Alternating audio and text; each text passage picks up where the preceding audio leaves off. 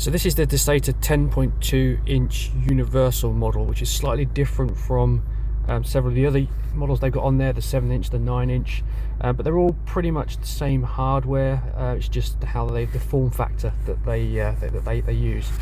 So connected to this, I've got the CAN bus modules, which is the CB015 module, and then up in the top corner there I have my hands-free microphone. So that's not the Honda microphone that comes with the car, that's a separate microphone. It's plumbed into the factory shark fin roof aerial, but with an aftermarket GPS aerial. I'm also, because I'm using the shark fin, I'm also using the factory DAB aerial as well, because it all goes through the same location. So because I have CAN bus control, that means that I can do volume increase. See, I can do backwards and forwards of my tracks. I can do volume up and down, all from the buttons. So you can see here, I can go get it in shot. There's my volume up, going up, and then down, and I've got my track select working as well. The iMid up here, this iMid works perfectly well. The only thing that I can't do is I can't display track information on there, and I can't display time sync or radio stations, basically anything that the factory head unit would transmit directly from the head unit to the iMid display.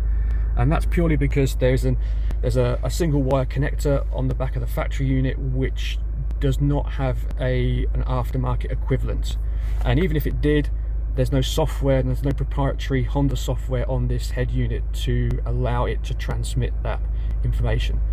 So really the only way that you can do time sync to get the iMid to display the correct time is if you basically reconnect your battery at midnight, because the clock will always default to 0000 as soon as the battery source is connected. So the operating system on this unit, I think if you order any unit now, they all come with the Vivid OS operating system, which is Android 10 based. There is another operating system which is more, I suppose, still Android 10 but more traditional in terms of the launcher, etc. This is, I think, the Vivid one is, I suppose, still heavily in development at the moment. There's at least 2 updates a month that comes over the air for this, all via the Vivid UI. So this is the default startup screen that you get. We've got Google Maps based location on the left, and we've got audio source on the right. The bottom bar you can customize, so anything along here I can drag and drop on from the main apps.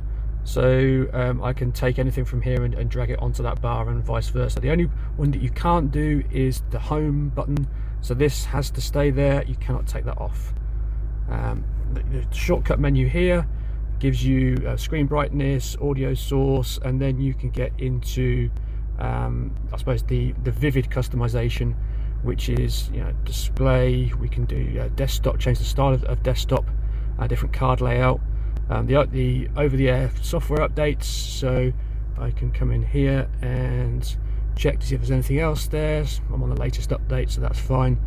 And then we've got if you want to create a Vivid account, which I don't know what the benefit of doing that is, but as far as I'm concerned, I don't want to create an account for an unknown Chinese site, so I don't do that. You've got privacy and obviously your wireless. Now with this, I also if I go down here, I also have a 4G Wi-Fi adapter connector, so I can do anything from the head unit. I don't use Apple CarPlay or Android Auto at all. I just prefer to do it all from the head unit. So my head unit supplies power to the 4G adapter. That creates a Wi-Fi network, and then the head unit joins the Wi-Fi network. So then I can do Amazon streaming. I can go to my playlist library, etc., and it's all online. So let's have a look at the music integration stuff now. So I'm using Amazon Music. That's my I suppose my music source of choice. This connects in natively to the Vivid I suppose, media player. So you can see here I've got this, you've got the icon up here. That means that anything that I stream from Amazon, I can get the track info displayed on here, and I can do advanced, backwards, pause, play, etc. from here, and it will auto, it will integrate directly with that. Alternatively, I've got the ability to be able to do local media sources as well, and I've got local radio as well. This is purely AM FM based, so notice this is a Dasaita unit, but it doesn't actually tie in yet with the Dasaita DAB application. That's my only minor gripe at the moment for this. So the DAB radio, because I'm using the Dasaita DAB module, which is not a USB module, it takes the Dasaita, I suppose, plug in the back of the head unit. I can only use the Dasaita DAB radio app.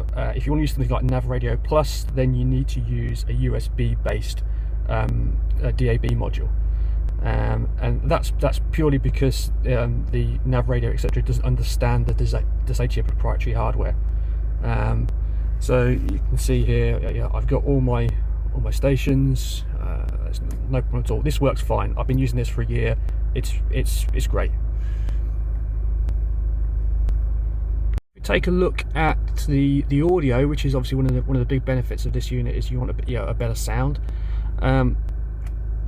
The amplifier application here, we've got full channel control, frequency control here, full DSP capabilities, loudness, fat, bass control, sub volumes, and 3 presets for each. So I've got 3 presets I can utilize for here, as well as a whole load of preset custom options, the same for here. And then if you want to go for speciality, so to fine tune where the audio is being played through, whether it's front bias, back bias, etc., then you can do that as well.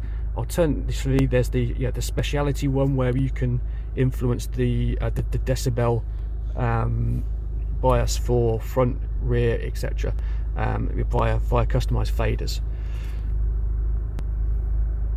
So now let's look at the reverse. So if I put this in reverse now, you can see here's my camera working. I can change the I suppose the ruler length, so in terms of how far back the red, yellow, green lines go. This obviously changes with me moving my steering wheel, so that's like that projects where it goes.